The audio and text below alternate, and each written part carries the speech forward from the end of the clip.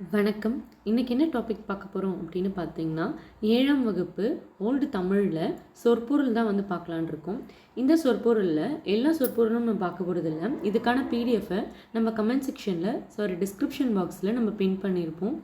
இதில் இம்பார்ட்டண்ட்டான சில சொற்பொருளுக்கு கஷ்டமாக இருக்கிற சொற்பொருளுக்கும் ஷார்ட்கட்ஸோடு இந்த வீடியோவில் பார்க்க போகிறோம். வாங்க பார்க்கலாம். இப்போது புரைன்னு இருக்கு இல்லையா, இந்த அரவர் போட்டது எல்லாமே கஷ்டமாகவும் இம்பார்ட்டண்ட்டாகவும் மென்ஷன் பண்ணியிருக்கேன். புரை அப்படின்றது இதுக்கு குற்றம்னு மென்ஷன் பண்ணியிருக்கோம். அதாவது கண்ணில் புறவேந்தது ஒரு குத்தமாடா, கண்ணே போயிடுச்சு அப்படின்னு சொல்லிட்டு ஞாபகம் வச்சுக்கோங்க. அப்போ புரை அப்படின்னா குற்றம், எய்யாமை அப்படின்னா வருந்தாமை, ஏய் அப்படின்னு கூப்பிட்டாத வருத்தமாக இருக்குது அப்படின்னு சொல்லிட்டு ஞாபகம் வச்சுக்கோங்க. அரிகை அப்படின்னா அறிதல் வேண்டும். அப்புறம் தானேனா படை, இது எல்லாமே கொஞ்சம் ஈஸியாக தான் இருக்கும். ஆற்களி அப்படின்றது பார்த்திங்கன்னா நிறைந்த ஓசையுடைய கடல். ஆறாவது வால்யூம் ரொம்ப ஹையாக வச்சுருக்கிறது அப்படின்னு கேட்குறாங்க இல்லையா, அதை ஞாபகம் வச்சுக்கோங்க. அடுத்தபடியாக பார்த்தீங்க அப்படின்னா மெயினாக உடம்புன்னு லாஸ்ட் கிளாஸில் 6th ஸ்டாண்டர்டுடைய ஓல்டு தமிழில் கடம் அப்படின்னா உடம்புன்னு பார்த்துருக்கோம். மெய் அப்படின்னாலும் உடம்பு தான். அடுத்தபடியாக பார்த்தீங்கன்னா நாணம், செய்யக்கூடாததனை செய்ய அச்சப்படுதல். நெக்ஸ்ட்டு துண்ணலர் அப்படின்றது பகைவர், அழகிய மலர், ரெண்டுத்துக்குமே பொருள்படும் அப்படின்னு கொடுத்துருக்காங்க. அப்புறம் பால் பற்றி ஒரு பக்க சார்பு, அதாவது நடுநிலைமையில் இருந்து மாறுதல், சாயினும் அழியினும் அப்படின்னு மென்ஷன் பண்ணியிருக்காங்க. சரி, தூ உயம் அப்படின்னா தூய்மையுடையோர், அதாவது தூ அப்படின்றது தூய்மை, ஊ அப்படின்றது உடையோர் அப்படின்னு ஞாபகம் வச்சுக்கோங்க. அடுத்தபடியாக பார்த்தீங்க அப்படின்னா நெறி, வழி, தேற்றாதான் அப்படின்னு கொடுத்துருக்காங்க. தேற்றாதான் அப்படின்னா கடைப்பிடிக்காதவன். இது எப்படி ஞாபகம் வச்சுக்கலாம்னா, டிசிப்ளைனை கடைப்பிடிக்கலாம் இவன் தேர மாட்டான் அப்படிதான் தேற்றாதான் அப்படின்னு ஞாபகம் வச்சுக்கோங்க. தூறு அப்படின்னா புதர், அதாவது ஒரு இடத்துல மண் வெட்டி வச்சு வெட்டிட்டு அந்த இடத்துல தூத்து விடணும், இல்லைன்னா புதர் திருப்பி வளர்ந்துரும் அப்படின்னு ஞாபகம் வச்சுக்கோங்க. நெக்ஸ்ட்டு எண்பணிந்த எண்பு கூட்டல் அணிந்தன் வரும். எண்புனா எலும்புன்னு அர்த்தம். அப்போ அணிந்தனா எலும்பை மாலையாக அணிந்த. அடுத்தபடியாக பார்த்தீங்க அப்படின்னா மெய்ப்பொருள் அப்படின்னா நிலையான பொருள். லாஸ்ட் கிளாஸில் செம்பொருள் அப்படின்னா மெய்ப்பொருள் அப்படின்னு பார்த்துருந்தோம். அது மட்டும் இல்லாமல் முட்டு அப்படின்னா குவியல். இது எப்படி ஞாபகம் வச்சுக்கலாம் பார்த்தீங்கன்னா, ஒரு பாக்ஸில் எல்லாத்தையும் முட்டிட்டு அடைச்சோம் அப்படின்னா அது எப்படி இருக்கும், குவியலாக இருந்தால் தானே முட்டிட்டு அடிப்போம். அப்போ முட்டு அப்படின்னா குவியல். ஷேமம் அப்படின்னு பார்த்தீங்க அப்படின்னா நம்ம இந்த சீரியல்ஸ் எல்லாம் பார்த்துருப்போம். ஷேமமாக இருக்கேலா அப்படின்னு கேட்டாங்கன்னா நலமாக இருக்கீங்க அப்படின்னு அர்த்தம். நெக்ஸ்ட்டு நிவேதனம் அப்படின்னா படையலமது. கனகம் அப்படின்னா பொன். இது எப்படி ஞாபகம் வச்சுக்கலாம் அப்படின்னா, கனகா அப்படின்றவ ஒரு பெண், அவள் ரொம்ப பொன் மாதிரி இருக்கா அப்படின்னு ஞாபகம் வச்சுக்கோங்க.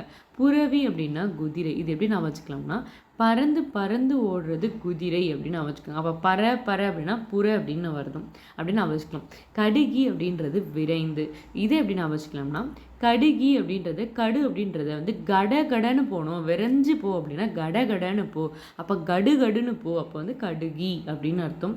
மேழி அப்படின்னா மே மாதத்தில் தான் நம்ம எல்லாருக்கும் லீவ் விடுவாங்க. ஸோ அப்போ நம்ம எல்லாருமே என்ன பண்ணுவோம், விவசாயம் பண்ணுவோம் அப்பா அம்மா கூட சேர்ந்து. அப்போ மேழி அப்படின்னா கலப்பை ஏர்வ சம்மந்தம், அதாவது அந்த வயல் ரிலேட்டடான வேலைகளாக இருக்கும் அப்படின்னு அர்த்தம். காராளர் அப்படின்னா மேகத்தை ஆளுகின்றவர்களாகிய உழவர் அப்படின்னு அர்த்தம். இதை எப்படி ஞாபகம் வச்சுக்கலாம் அப்படின்னு பார்த்தீங்கன்னா, உழவர் கார் வாங்கிட்டாங்கன்னு வச்சுக்கோங்களேன், மேகத்துக்கே போயிட்ட மாதிரி ஒரு ஃபீல் பண்ணுவாங்க, அந்தளவுக்கு சந்தோஷப்படுவாங்க. ஆழி அப்படின்னா நம்ம கடல் அப்படின்னு சொல்லுவோம். இந்த இடத்துல மோதிரம் அப்படின்னும் கொடுத்துருக்காங்க. இது எப்படி ஞாபகம் வச்சுக்கலாம்னா, கடலில் மோதிரம் தொலைஞ்சிருச்சு அப்படின்னு ஞாபகம் வச்சுக்கோங்க. கசடு அப்படின்னா குற்றம். இதை எப்படி ஞாபகம் வச்சுக்கலாம் அப்படின்னு பார்த்தீங்கன்னா, குற்றம் பண்ணால் மனசு எப்படி இருக்கும், கசக்கும் இல்லையா, அதை தான் கசடு அப்படின்னா குற்றம் அப்படின்னு ஞாபகம் வச்சுக்கோங்க.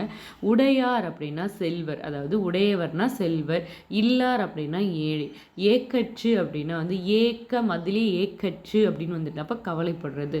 அடுத்தபடியாக கடையர் அப்படின்னா தாழ்ந்தவர். கடைனாவே லாஸ்ட்டு தான், அப்போ கடையர் அப்படின்னா தாழ்ந்தவர். ஏமாப்பு அப்படின்னா பாதுகாப்பு. அதாவது ஒரு படத்தில் வடிவேலு சந்திரமுகி படத்தில் இவரோட சூப்பர் ஸ்டாரோட போவார்.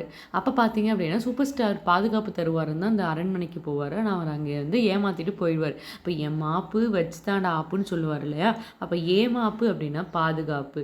சாந்துணையும் அப்படின்னா சாகும் வரையிலும். அப்போ சா அப்படின்னாவே சாவு அப்படின்னு அர்த்தம். அதனால சாந்துணையும் சாகும் வரையிலும். நெக்ஸ்ட்டு காமுறுவர் அப்படின்னா விரும்புபவர் அப்படின்னு சொல்கிறாங்க. அதாவது காமம் அப்படின்னா விருப்பம் அப்படின்னு ஞாபகம் வச்சுக்கோங்க. ஸோ காமுறுவர் விரும்புவர்னா விரும்புபவர் அப்படின்னு அர்த்தம். நெக்ஸ்ட் ஒன் வந்து தத்தும் புனல். புனல்னா வந்து நீர், அப்போ தத்தி செல்லும் நீர் அப்படின்னு ஞாபகம் வச்சுக்கோங்க. கழிப்பு வேலை அப்படின்னு சொல்லியிருக்காங்க. அதாவது இந்த வேலைகள்லாம் செஞ்சோம்னா கருமர் கொல்லர் தட்டார் இந்த வேலைகள்லாம் கருமார் கொல்லர் தட்டார் இந்த வேலைகள்லாம் செஞ்சோம்னா கழிப்பு வேலையாக இருக்கும் அப்படின்னு ஞாபகம் வச்சுக்கோங்க. இது வந்து சித்திரம் அப்படின்னு இருக்கு.